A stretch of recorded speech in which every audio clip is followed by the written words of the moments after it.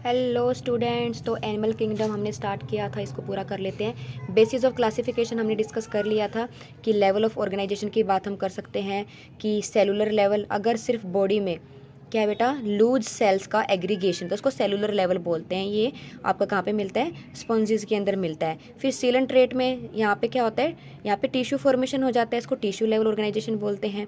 अगर organ level पे चला गया, जैसे कि हम प्लेटीहेल्मिन्थ्स के बाद बोलते हैं, तो टिश्यू ग्रुप करके क्या बना रहे हैं, ऑर्गन्स भी बना रहे हैं।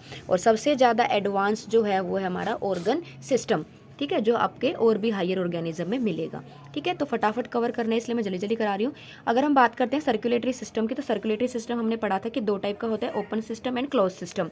ओपन बेटा नाम से पता लग रहा है, ओपन है, इसका मतलब ब्लड वेसल से बाहर आ सकता है। देखो देखो, ये ब्लड वेसल है, ठीक है, ये ब्लड वेसल है, ये खाली स्पेसिस में आ जाता है। इन खाली स्पेसिस को क्या बोलते हैं हम? साइनस बोलते हैं। ठीक है, तो ओपन सिस्टम बोलते हैं। ये आपको मोलस्क में मिलेगा, आर्थ्रोपोड में मिलेगा। क्लोज्ड में क्या होता है, ब्लड हमेशा ब्लड वेसल्स के अंदर ही ट्रेवल करेगा, ऐसे खाली स्पेसिस में कभी भी ब्लड नहीं आएगा, क्योंकि यहाँ पे कैपिलरीज प्रेजेंट है। गैस एक्सचेंज वगैरह करने के लिए कैपिलरीज है, यहाँ पे कैपिलरीज नहीं थी। ठीक है, इसको बोलते हैं क्लोज सर्कुलेटरी सिस्टम। ये आपको मिलेगा एनेलिड्स में और हायर वर्टिब्रेट में, जैसे कि हमारे अंदर भी क्लोज्ड ही होता है। उसके बाद बात करते हैं सिमेट्री की।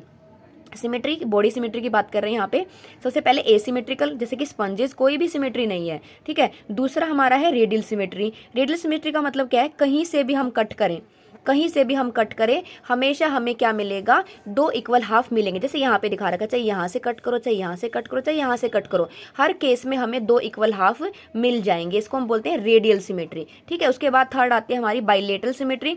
बाइलेटरल में क्या है, सिर्फ एक ही प्लेन से कट करेंगे तभी हमें दो इक्वल हाफ मिलेंगे, इसको हम बोलते हैं बेटा बाइलेटरल सिमेट्री। उसके बाद नेक्स्ट आता है हमारा जर्म लेयर्स का। अगर दो जर्म लेयर प्रेजेंट है उसको बोलेंगे हम अगर दो जर्म लेयर तो क्या बोलेंगे उसको, डिप्लोब्लास्टिक, मतलब एक्टोडर्म है और अंदर वाली एंडोडर्म है, एक्टोर एंडो। अगर तीसरी जर्म लेयर प्रेजेंट है उसको हम क्या बोलते हैं, मीजोडर्म, तो उसको हम बोलेंगे ट्रिप्लोब्लास्टिक ऑर्गेनिजम्स।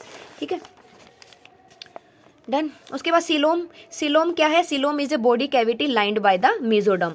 जैसे हमने यहाँ पे बोला कि यहाँ पे अगर मीजोडर्म प्रेजेंट है तो एंडो और मीजो के बीच में एक बॉडी कैविटी बन जाती है, उसी को हम क्या बोल रहे हैं, सिलोम बोल रहे हैं। तो अगर सिलोम प्रेजेंट है तो उसको बोलेंगे सिलोमेट ऑर्गेनिज्म। ठीक है, और अगर सिलोम एब्सेंट है उसको बोलेंगे ए सिलोमेट ऑर्गेनिज्म। कुछ कुछ होते हैं जहाँ पे मीजोडर्म कंप्लीटली नहीं बनी है, पैचेस की फॉर्म में बनी है। कैसे बनी है? पैचेस की फॉर्म में बनी है, तो उसमें क्या होगा, उसको हम बोल देंगे सूडो सिलोमेट, क्योंकि सूडो का मतलब होता है फॉल्स।